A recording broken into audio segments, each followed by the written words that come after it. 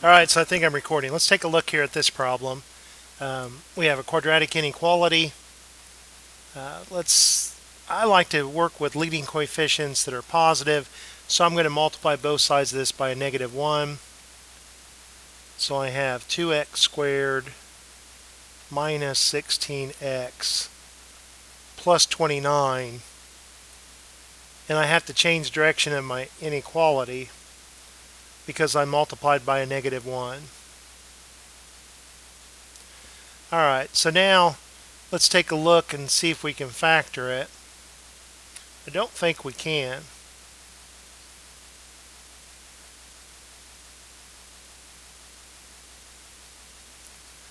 So two numbers that multiply together to give us the top expression but add to give us the bottom, I don't think exist. So we're going to use the quadratic equation. What I'm really trying to do is find my critical point, so I should set this equal to 0. So let's identify A, B, and C.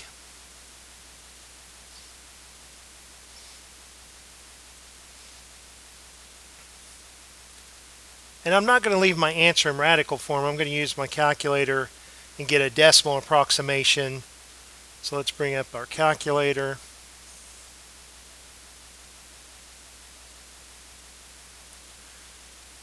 I'll put my numerator in parentheses, the opposite of B. The opposite of negative 16 is positive 16. I'll do the subtraction first on my plus or minus. B squared, 16 squared, negative 16 squared is the same as positive 16 squared.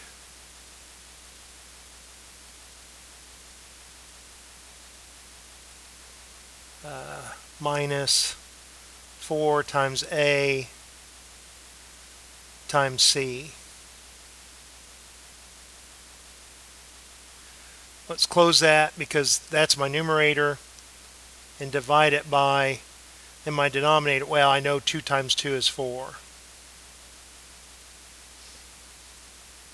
If I just round this to 1 decimal,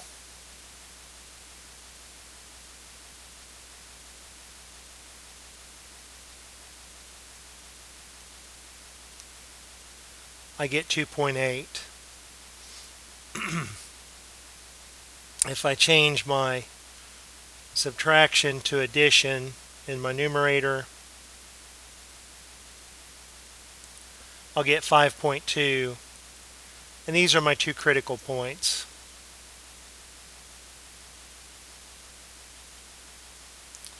So let's draw those on a number line.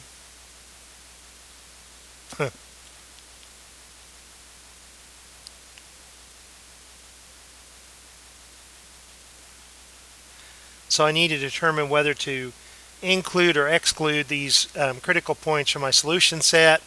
I look here and I see that my inequality, it's greater than or equal to. It's because it's underlined, because it's at equal to, we make these solid and we do include them in our solution set. So these two critical points, they divide my number line into 3 regions that I'm going to label A, B, and C. So now I'm going to create a table. I'm going to pick a test point from each region.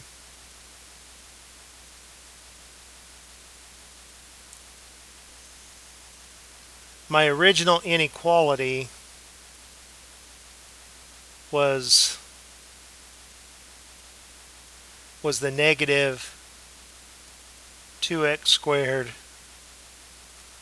plus 16x minus 29 is greater than or equal to 0.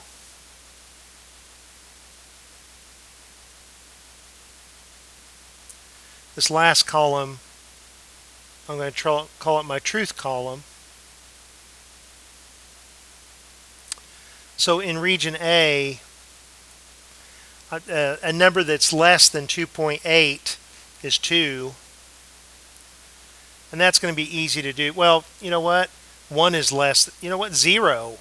My gosh, let's pick a point that's even easier to do arithmetic on. 0 is less than 2.8. And so if we have negative 2 times 0 squared, well, that's 0. Plus 16 times 0, well, that's 0. And then we have minus 29.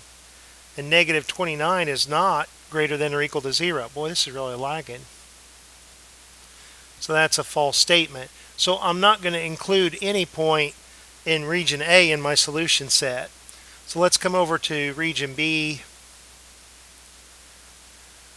A number that's between 2.8 and 5.2. See, I can't pick my critical points. I'm going to pick 3. So I have negative 2 times x squared. Well, that's 3 squared. 3 squared is 9. Plus 16 times 3 minus 29. And is that greater than or equal to 0? So we've got negative 18, 16 times 3 is 48, minus 29, I think we'll get 1. Yeah, we get 1, and 1 is greater than or equal to 0, so that's true. So I'm going to, if it's true for just my random point that I picked 3, it's going to be true for all points in region B. So now let's pick a point in C, a number that's bigger than 5.2. Let's just use 6. So we've got negative 2, and 6 squared is 36, and then plus 16 times 6 minus 29. And the big question is that greater than or equal to 0? So let's bring back our calculator. Negative 2 times 36 is a negative 72. I don't know what 16 times 6 is. And then minus 29. So I think this is going to be a negative number. Yeah, negative 5. And negative 5, in no way is negative 5 greater than 0.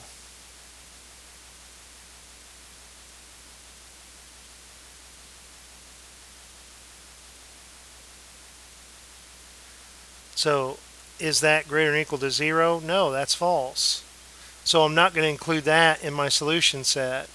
So the only thing that's in my solution set is this middle portion, this region B. We want to write our final answer using interval notation, and we're including our endpoints. Now this is just a decimal approximation, 2.8 and 5.2. And I think that's good enough. I don't think that we necessarily have to have our radical form and exact answers, that it's okay to approximate it to the nearest tenth. So that's our final answer for number 1. Hope that helps, and I'll talk to you later. Bye.